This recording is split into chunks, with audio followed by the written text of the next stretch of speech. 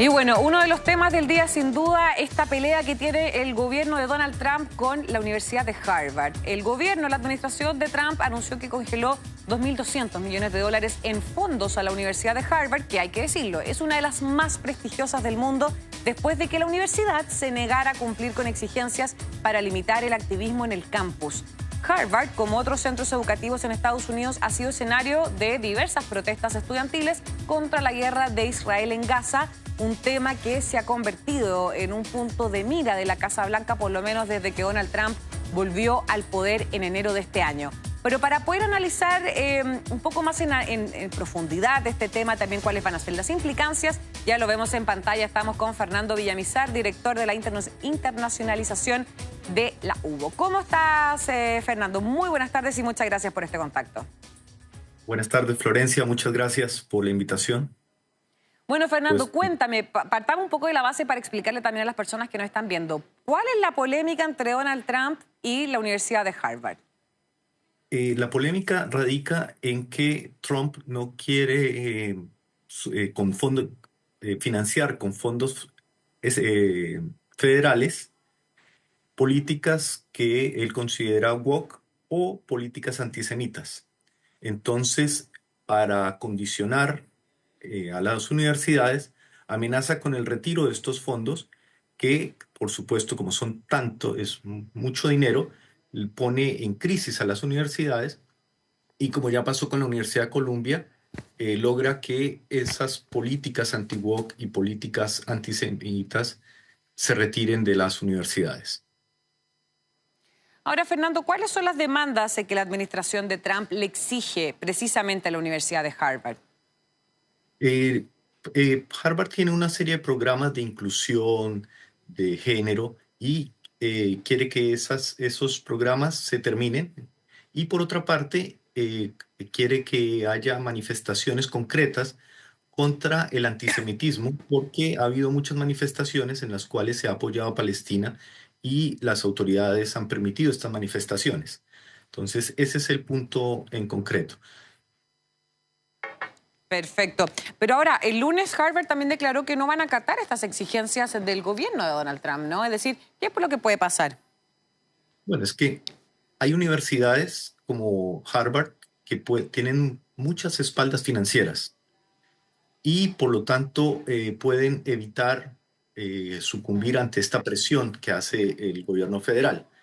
Pero hay otras universidades que no tienen tanta potencia financiera y que muy seguramente van a aceptar las exigencias de Trump.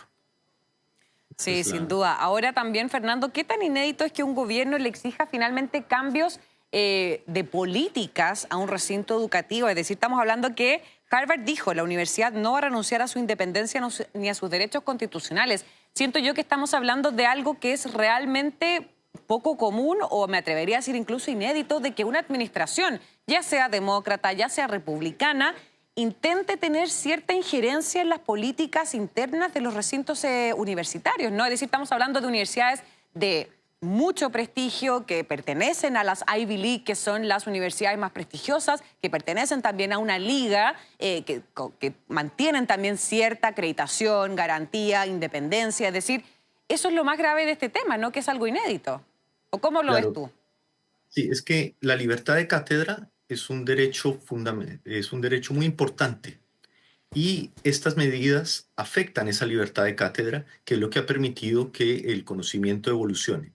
Y verdaderamente, por lo menos en un marco democrático, es arrollador contra la propia democracia que se termine con la libertad de cátedra. Y en el contexto norteamericano, como tú bien dices, es excepcional esta situación, porque incluso ha habido fallos muy importantes en la Corte Suprema de Justicia de los Estados Unidos que defienden la libertad de cátedra. De manera que esto es una situación inédita, compleja, muy seguramente no va a ser la primera ni la última vez que escuchemos estos temas de retiro de fondos contra cambio de políticas o cambio de agendas en las universidades norteamericanas. Ahora, partamos de la base también que las universidades en Estados Unidos, tengo entendido que, o al menos estas, o ciertas universidades, se financian de una manera distinta que, por ejemplo, al sistema que nosotros conocemos acá de una universidad privada, etcétera. ¿Cómo se financia o cuál es ese fondo que deben recibir las universidades o al que están acostumbradas a recibir las universidades o que al menos no pagan impuestos, por ejemplo? ¿Cómo funciona en Estados Unidos ese tema? Bueno, claro, ahí tú tocaste un punto y es que las universidades y ciertas o instituciones tienen exenciones tributarias, eso es una parte. Otra parte es que reciben muchos fondos federales por muchos motivos, como por ejemplo que sus estudiantes hayan ejercido funciones militares, hayan prestado servicio militar, entonces hay unas becas de fondos federales. También hay la posibilidad de fondos de investigación, que son fondos federales, contratos de investigación que se hacen entre las universidades y el gobierno federal. De manera que hay varias maneras en que las universidades se pueden financiar, además del pago de los aranceles por los estudiantes. Ese es eh, y acá, para Harvard, bueno, 2.200 millones puede que aguante, pero los fondos federales que recibe son casi 9.000. Son casi 9.000 millones. Perdón, De Fernando, manera, ¿son 9.000 al año? al año, sí, Ya, que eso es muchísimo no, dinero, muchísimo de dinero, manera claro. que, esta es como una presión, estos 2.200 es una presión, pero que si va en aumento puede poner en riesgo las finanzas de Harvard. Sí, sin duda. Ahora, Harvard ya anunció, presentó de hecho una propia demanda porque indicaron que si finalmente se quitan estos fondos al financiamiento de la universidad, la administración o el gobierno estaría violando, acá lo voy a decir literal, estaría violando los derechos de la universidad y el profesorado amparados por la primera enmienda de la Constitución. Es decir, ¿Donald Trump puede hacer eso? ¿Si está amparado por la propia Constitución estadounidense? Bueno, que lo pueda, Donald Trump ha demostrado que el tema de Estado de Derecho no es lo suyo, de manera que ahí la pugna se va a tener que llevar en los tribunales norteamericanos, porque bueno, la decisión de Trump y el ímpetu de Trump para ir contra la agenda woke y contra los temas que vayan en contra de Israel son una prioridad y va a ser difícil que Trump cambie su posición, pero judicialmente hay mucho para alegar, porque además hay más en contexto, y es que muchos de esos fondos van para temas de ayuda médica, por ejemplo, de Mm. investigaciones médicas, y entonces ahí se empieza a afectar el derecho a la vida, ¿m? Porque con esos fondos se pueden salvar muchas vidas, y bueno, sin esos fondos, no sé Harvard cómo va a poder suplir y seguir sus investigaciones en temas muy delicados que tienen que ver con la salud humana. Claro, ese es un punto que no me queda muy claro. ¿Cómo puede atentar contra la vida? ¿Qué es lo que financia esa plata? Porque, claro, yo leía que, claro, arriesga, ellos decían que arriesga la salud, arriesga la seguridad económica, arriesga la vitalidad también de la nación, pero en la parte concreta, ese fondo, ¿cómo ayuda o cómo se transforma en algo de seguridad pública? ¿Es porque Porque les paga de repente lo que sería para nosotros un FONASA, un seguro médico? ¿Cómo para poder graficarlo? tiene que ver con fondos de investigación, investigación en Ah, temas de salud. perfecto. Ya, no es para los Entonces, estudiantes. no, no, no es para los Ya, estudiantes, es perfecto. para el conocimiento en general, para que los procedimientos médicos sean más, tengan más tecnología, Ya, más nuevas recursos. metodologías, más recursos, claro, ahí es donde se afecta, no para los estudiantes, Ah, sino para perfecto. el país en general, porque son fondos federales precisamente que buscan llevar a la universidad Mm. a la punta en temas tecnológicos. Claro, ¿M? fondos federales, obviamente, para poder desarrollar y evolucionar mejor también en los propios conocimientos, de manera académica. Ahora también, Así. Fernando, el punto donde le ha puesto el ojo también la administración de Donald Trump es precisamente en estos programas de diversidad, de equidad y de inclusión. Muchos han criticado que esto es derechamente violar o atentar contra la libertad de expresión, ¿no? Contra la libertad de expresión, contra la libertad de cátedra. Hay varios atentados que se hacen con estas medidas. ¿M? Y la posición de Trump yo creo que va a ser inflexible, de manera que vamos a ver un conflicto muy grande en estas materias, porque además es el electorado de Trump apoya bastante a Trump, y por otra parte porque esto cambia un poco la agenda en que le está yendo mal a Trump, que es con los temas de los de los aranceles. aranceles.